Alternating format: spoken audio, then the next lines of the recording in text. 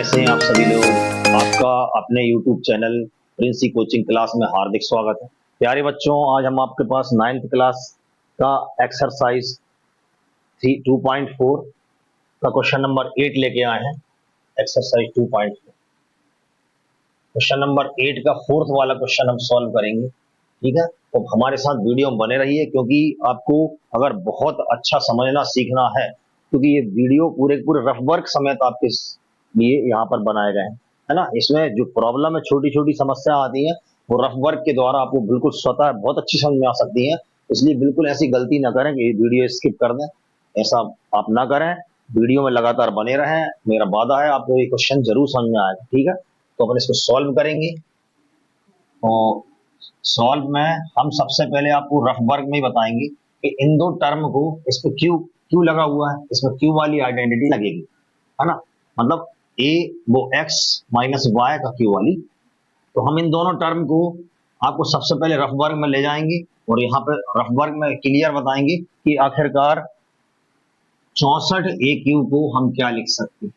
64 को हम लिख सकते हैं 4 इंटू 4 इंटू 4, मतलब 4 गुणे 4 गुणे 4, और ए क्यू इंटू में लिखा ही हुआ है। मतलब ये हुआ कि 4 की घात 3 और ए की घात 3।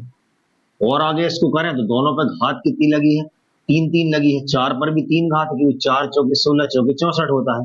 तो 4 पर घात 3 लगी है और ए पर भी घात 3 लगी है ऑलरेडी। हम इसको लिख सकते हैं 4 ए, इसका पूरे का कितना पावर लगा देंगे 3, 4 ए होल क्यू इसको बोलते हैं, 4 ए का होल क्यू। तो ठीक है, ये तो हो गया 64 ए क्यू का। इसके बाद अपने पास लिखा था 27 बी क्यू। 27 बी क्यू को हम इसी प्रकार लिखेंगे 3 इंटू 3 इंटू 3 टाइम्स, और बी क्यू ऑलरेडी लिखा हुआ है। 3 इंटू 3 इंटू 3 को हम लिख सकते हैं 3 की पावर 3, और बी क्यू इसके साथ लिखा हुआ है इंटू में है ना।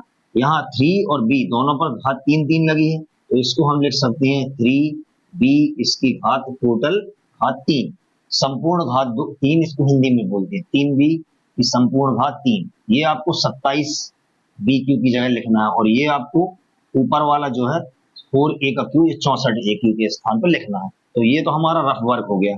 ठीक है, अब हम इसको सॉल्व फेयर में करेंगे। सबसे पहले हम 64 ए क्यू और 27 बी क्यू, इसकी जगह कितना लिखा हमने 4 ए, इसका होल क्यू लगा के लिख देंगे, माइनस लगाएंगे 27 को लिखेंगे हम 3 बी, इसका होल क्यू। ठीक है, अब इन दो टर्म को आप कोई दिक्कत नहीं है, इनको चलने दो।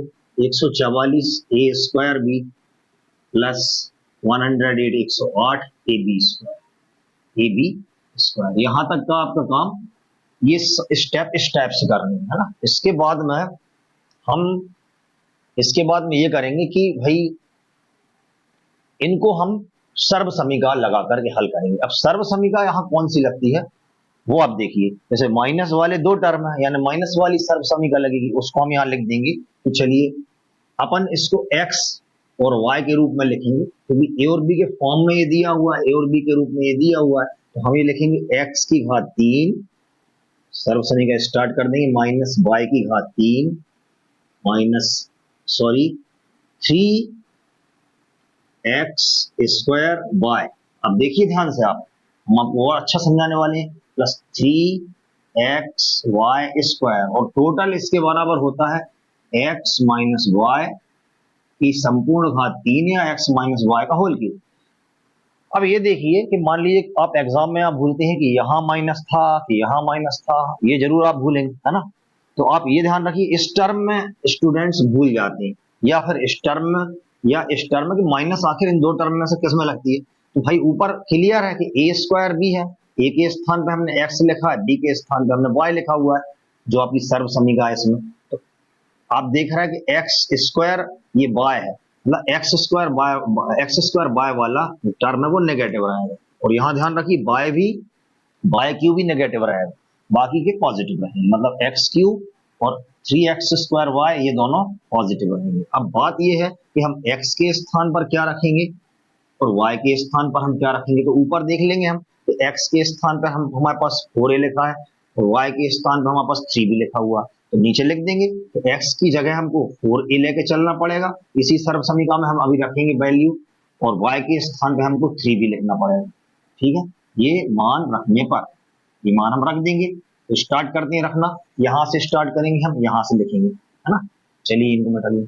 देखिए एक्स क्यू मतलब 4a का क्यू, यहां से स्टार्ट करिए 4a का Q minus Y Q means 3b का होल क्यू, ये 3b का होल क्यू ये y के स्थान पर। अब नेक्स्ट नेगेटिव 3, तो 3 लिखेंगे। अब x के स्थान पर हमको 4a लिखना है ना, तो 4a हमने लिख दिया और इस पर लगा दिया स्क्वायर क्योंकि x पे स्क्वायर था।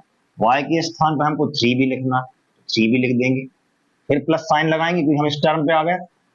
3x के प्लेस पर या x के स्थान पर हमको 4a लिखना है और y का स्क्वायर लिखा है, y के स्थान पर 3b, तो 3b का हो जाएगा होल स्क्वायर। ये अब ये हमने पूरी वैल्यू अभी पुट कर दी है बराबर के उस साइड। हमारा असली आंसर इससे आता है, असली आंसर हमारा किससे आता है, इससे। इससे हमारा असली जो आपकी फैक्टराइज है वो इससे क्लियर हो जाएंगे कि आखिर फैक्टर जो फैक्टर्स हैं वो क्या बनेंगे। एक्स के प्लेस पर हमने क्या लिखना था 4a, तो यहाँ हम 4a लिख देंगे, नेगेटिव लगा देंगे। y के प्लेस पे हमको लिखना 3b, 3b लिख देंगे और सब पर कितनी घात लगा देंगे हम, घात 3। तो प्यारे बच्चों इस ये आपका आंसर है, लेकिन इसको क्या है फैक्टर्स में के रूप में लिखना है, इसलिए हम इसको 3 टाइम्स इसको लिखेंगे। तो 3 टाइम्स क्या हो जाएंगे इसका, और आगे आंसर देखा जाए तो असली फैक्टर ये हो जाएंगे। इसको 3 बार लिख देंगे खोल के हम इस ब्रैकेट को, मतलब 4a माइनस 3b ये एक बार हो गया, फिर 4a माइनस 3b 2 बार हो गया, सेम रहेगा क्योंकि नेगेटिव पे पावर 3 लगी है, 4a माइनस 3b का होल क्यू है, तो 4a माइनस 3b को 3 टाइम लिख देंगे, 4a माइनस 3b एक बार और आ जाएगा। ये आपका कंप्लीट इसका आंसर आ गया। लेकिन इस वीडियो में अभी आपको आगे कुछ एक चीज और चेक करनी है कि भाई इसकी खास तौर से हम 2 टर्म चेक कर लें।